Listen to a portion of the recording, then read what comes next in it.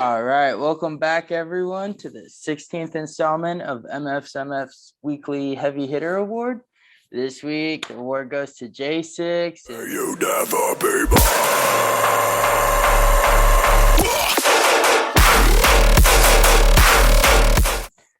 Wow, this guy's been fucking killing it. Recently dropped a collab with Shoku and Infinite, has another collab with Autocorrect, and a different one with Shoku, both on Subsidia. EP on the Menji, track on 40 Ounce Colt, like doing it all. That's crazy. I appreciate that. Hella appreciate that. Oh, yeah. I appreciate you all for tuning in, and let's just get this started. What's your real name? What's the story behind your stage name? And just kind of how you came up with it. My real name's Jordan, and that's actually kind of where my stage name came from. I came up with like a bunch of things years ago. Didn't really have one that fit. And my little sister was like, "What about Jaysyx?" And I was like, "What do you mean?" And she was like, "Your name's Jordan and it has 6 letters. Let's just find a fun way to spell it." Oh. Yeah, it kind of stuck, and for a long time it was just bars and stuff like that. But once I really started getting into it and producing and all that stuff is when I really like found the logo I wanted and everything, and really started branching out into the whole dubstep scene, and it stuck. I mean, people fucked with it, and it stuck. Fuck yeah, no, that's sick. I was wondering where the 6 came from, but yeah, that makes total sense. Yeah, a lot of people, I get that question a lot. Yeah, that's dope. So how has the music industry been to you? Like, have you had any, have you had more helpful people, hurtful people? Like, it's tough. I mean, it's tough with anybody, that's what people need to realize is it's not something you get into and all of a sudden you're just at the top of the ranks. I've been doing it for 8-9 years now, and the beginning was tough. You want to keep making a name for yourself, but you need a helping hand every once in a while, no matter what, whether it's getting gigs, whether it's with production, whatever. And I had those helping hands, thankfully. Dude from Basement Nightclub, Bakaika, he gave me a lot of gigs there, and I was there for 5 or 6 years, almost every month, and it kind of opened doors for me. And then, production wise, I've had big homies that have helped a lot, and big labels that I've reached out to that have been willing to help and willing to push my career that much farther. So it's about your grind, but it's also about having a helping hand every once in a while too. Fuck yeah. And have you seen more help kind of from the underground side, or? In the beginning, yeah, but now like there's a lot of big artists that want to see smaller artists come up. They want to see that new wave. So I'd say the last 2 years, there's been a lot of bigger names that have been willing to work with you, help you, do whatever. I mean, Dirty Snatch has been a big help in my career. He's put out a lot of my music. We've gone over stuff on the phone. Another one that's gonna be a big help that I talk to a lot is Bear Grylls. Nice. Been on a lot lately, just asking him, what do you think about this track, what do you think about this? And so he's another guy that's really willing to help the underground. Nice, that's dope to hear. Yeah, I totally forgot that you have a track on Dirty Snatcher Records as well. Yeah, I have a few of them. Yeah, oh shit, that's dope. Yeah. So Lee, I think Lee is doing a lot for the underground. I think RJ is doing a lot with his label Rude Service.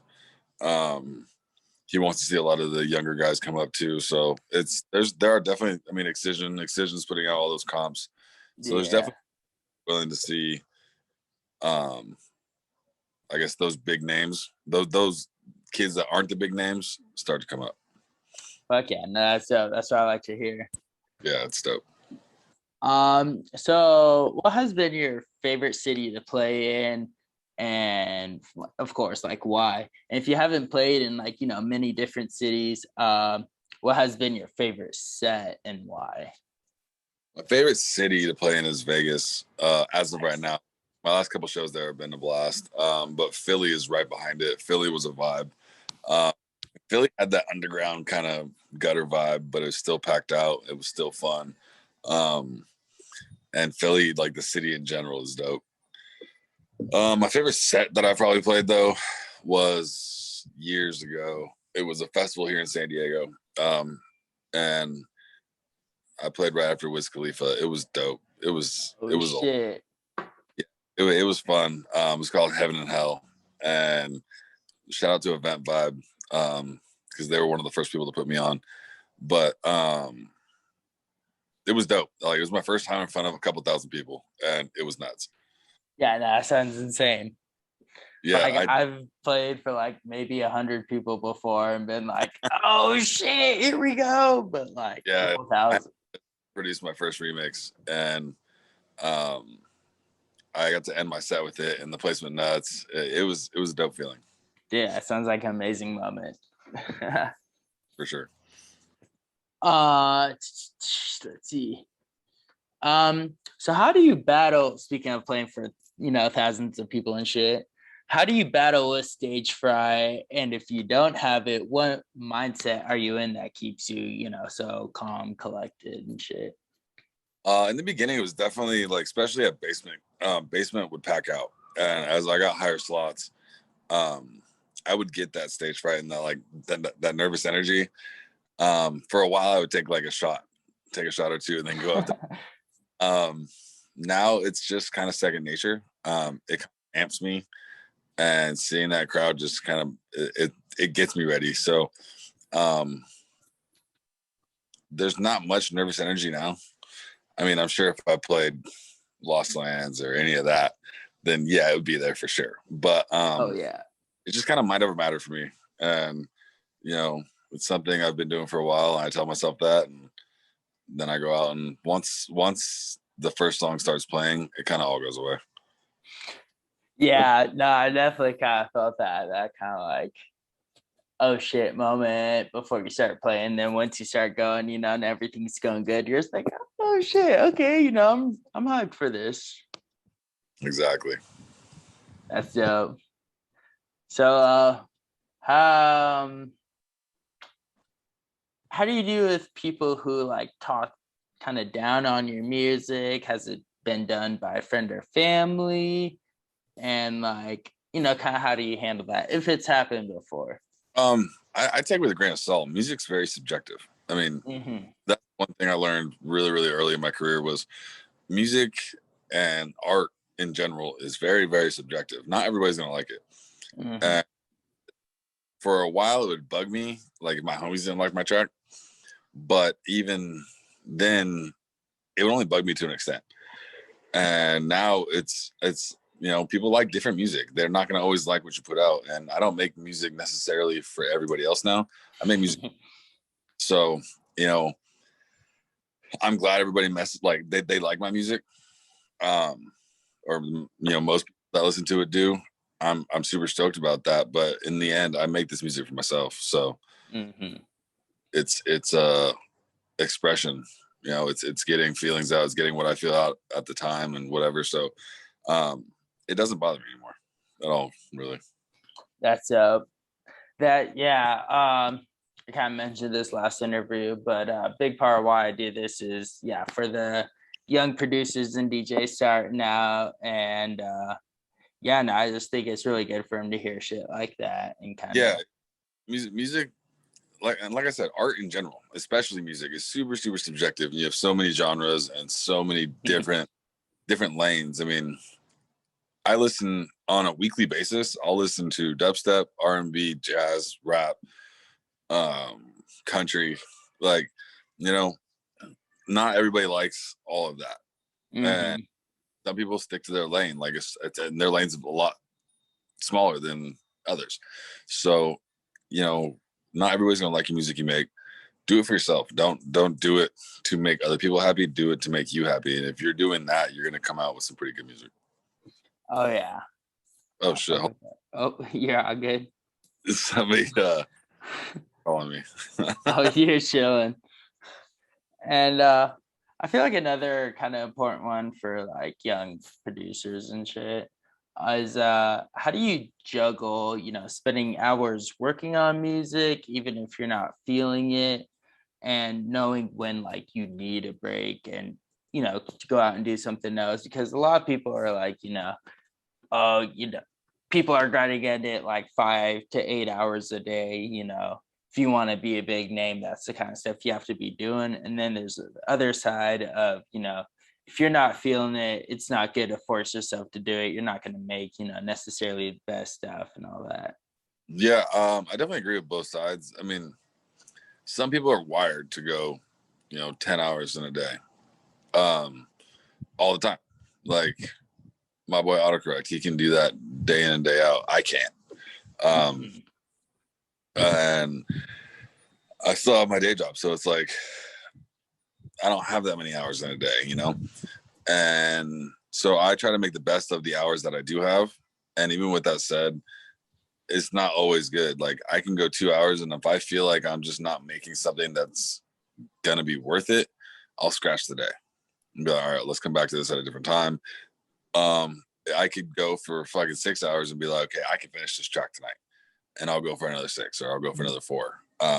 It's just it's different for everybody. But definitely, I definitely am very big on like don't overdo it, because your ears, you just keep hearing the same thing over and over again. It's gonna start deteriorating your track. And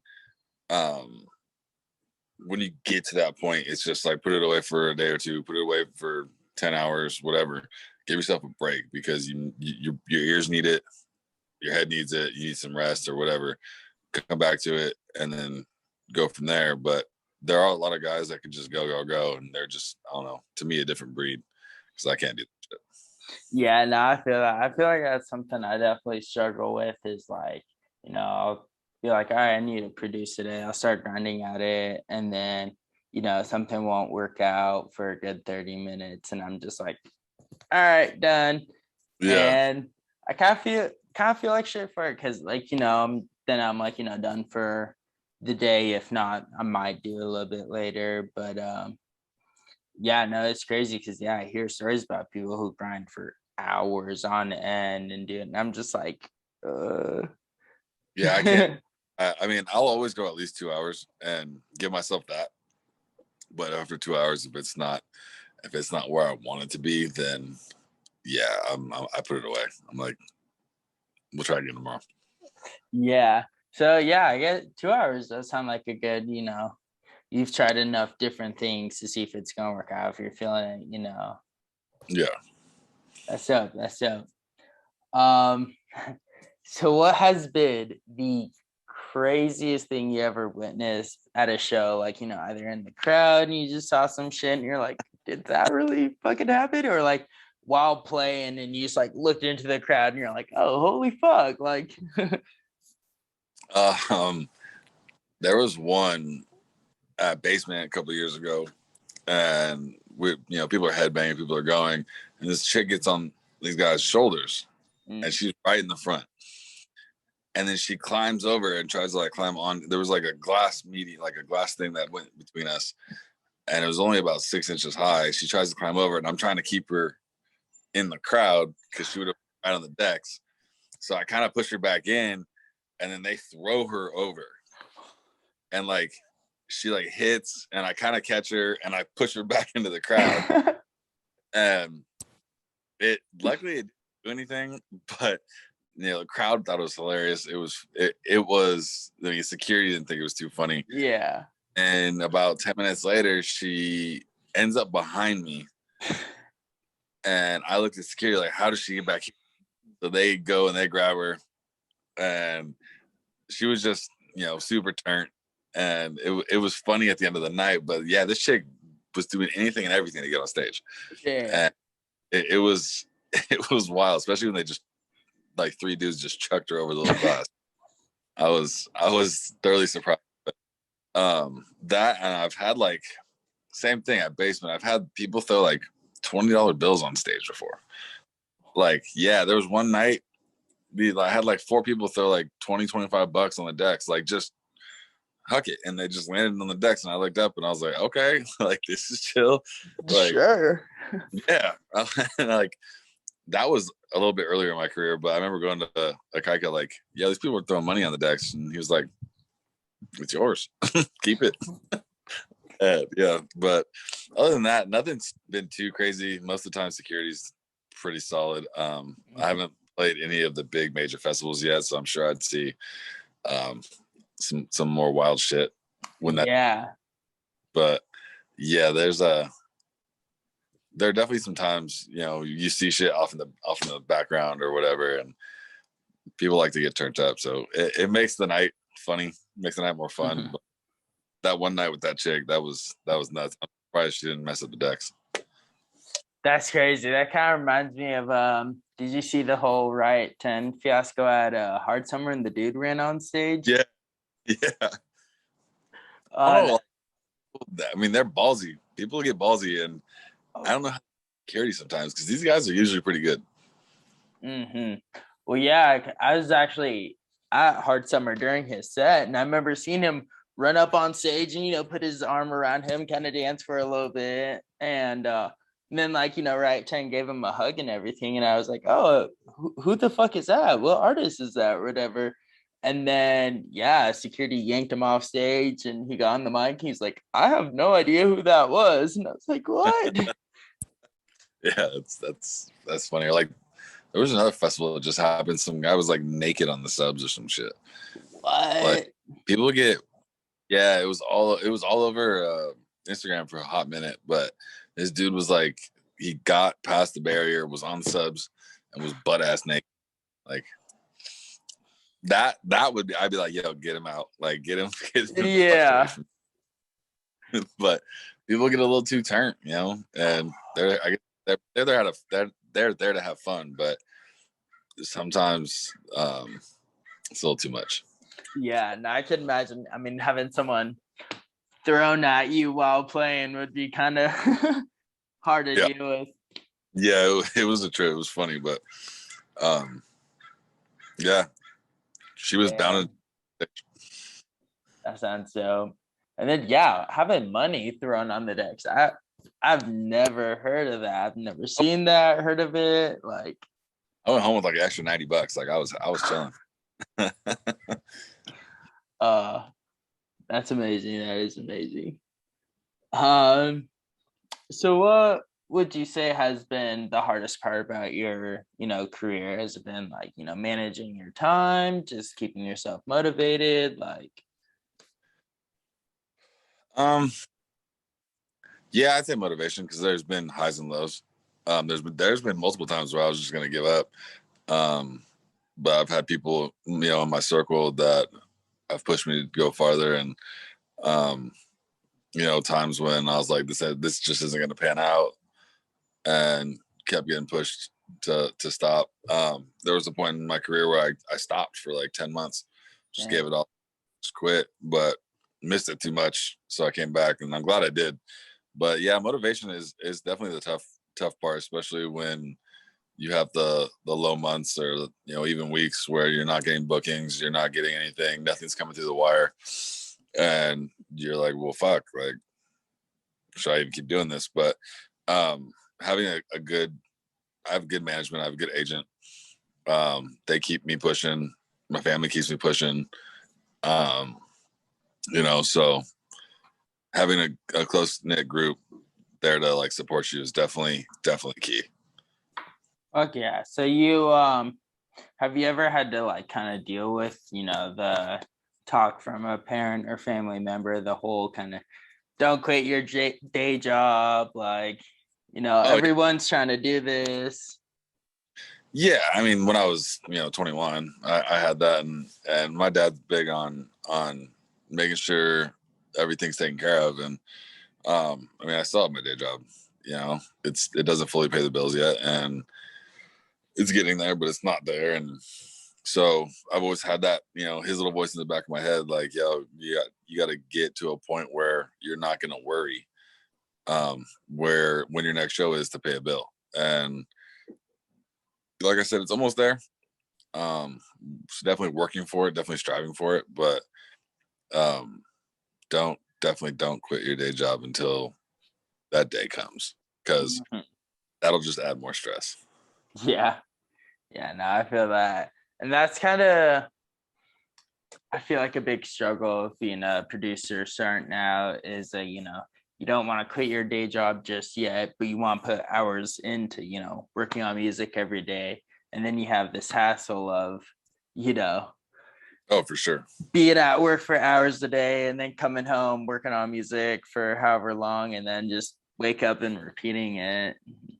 Yeah, and like there's sometimes you have to kind of mix and match. I mean, there's days where on my lunch break, I have a track that dropped, and I'm doing my whole lunch break worth of promo. You gotta learn to kind of work the system, but if you want it, you'll do it. If you want it that bad, you'll go after it. And some days I'll wake up earlier than I got to go to work and finish a bridge, finish a drop, finish something, get something done because I know I have to work late that night or whatever. Mm. So it's all about how you manage your time. Oh yeah. And yeah, that's I mean, for me personally as well, but I feel like for most people that I talk to, I feel like that's just the hardest thing is just, you know, finding that perfect balance of, yeah, just working on it, getting it done. Cause I was watching a YouTube video recently about like motivation and shit, and they were saying, you know, motivation is just kind of like an emotion, and people don't feel one emotion all the time. You're happy, you're sad, whatever. Yeah. So what matters most with wanting to get something done is self-discipline. Because if you have that self-discipline to do it, even when you're not feeling it, you're still putting in work to do it. But yeah, I know that really spoke to me, and I was like, damn, that makes sense because I'm not always motivated. But if you got that self-discipline, like going to work or something, you're still waking up and doing what you got to do. Yeah, I mean, it's all about how you work on your time, and I mean, if you can get that down, you should be fine. Oh yeah. And then, so how has been, being a DJ dash producer change you as a person more kind of outside of music, like, yourself, your attitude, or how you kind of mindset on things and stuff like that? I wouldn't say it's changed me at all, really. I'm still the same guy outside of music as I am when I'm doing music. I act the same way, do the same things. Only thing that may be different is when I'm kind of producing or in that mode, I just don't like to be bothered. That's it. Okay. When Yeah. I'm at a show and I'm meeting people and doing whatever, like I have the whole, demon persona, all that, and the devil tail and all that shit. But that's all that. That's just a persona.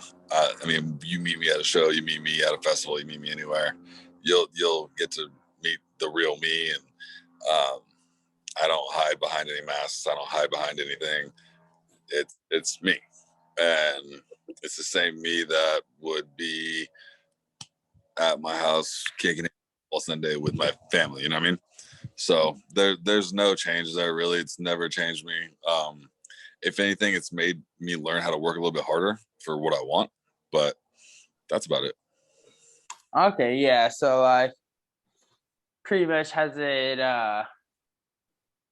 taught you more kind of lessons on like patience and stuff, just kind of over the years, working with people in the industry, how to, kind of deal with bullshit a little more? Has It's it just been straight up? you learn to see through bullshit, I guess.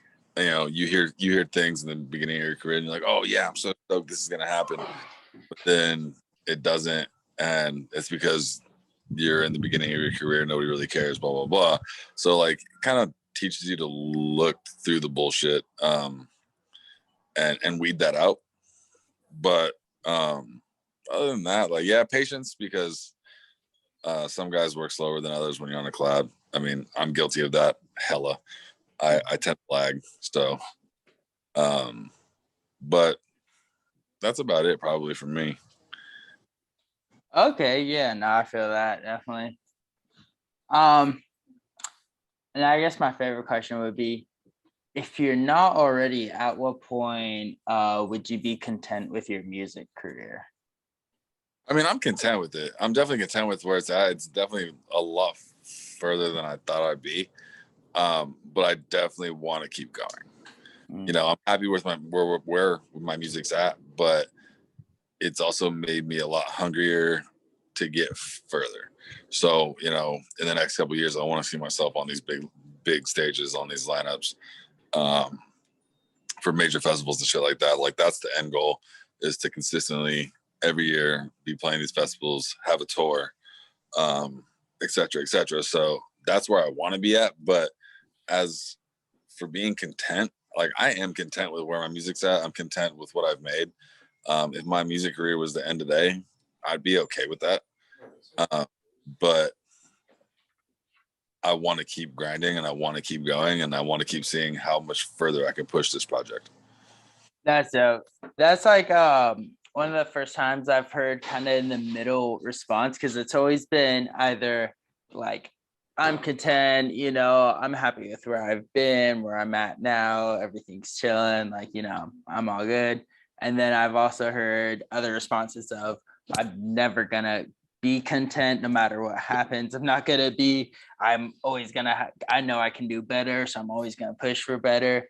But that's kind of the first time I've heard like a good in the middle response of being happy with what you've done, but also knowing there's more to do, kind of. Yeah. And I mean, my family's told me that all the time. Like they're like, you look how far you've come this amount of time or whatever. And it's kind of opened my eyes to like, I know guys that I've been doing this with that aren't anywhere near where I'm at, but they've been grinding just as hard. And it's like, I've gotten some lucky breaks and it makes me content. Like, okay, even with the lucky breaks, whatever, like I'm happy where I'm at. I'm happy with what I've made. I'm happy with the music I've made 5 years ago. The music I make now is different and way better and progressed. And if it was the end of the day, I'm okay with that. But I know I can keep getting better, and I know I can keep moving forward. So let's do it. Let's keep that train rolling. Yeah, no, that's dope. I love that. And yeah, what would you say would be a kind of, I guess, bigger factor? 'Cause like you said, there's a lot of underground guys who are doing crazy shit. They're just like, doing mind-blowing shit that should get them on like a main stage, but for some reason they just kind of stay underground. Would you say that kind of comes more into branding or stuff, or like kind of skills, or just kind of, getting a good lucky break, meeting the right person at the right time type Um, stuff? it's all of the above. I mean, what people don't understand is this industry is like 10% music, every 90% marketing. Um, you got to market yourself right. You got to have good branding. You got to have people that are gonna put you know, repost your shit, et cetera, et cetera.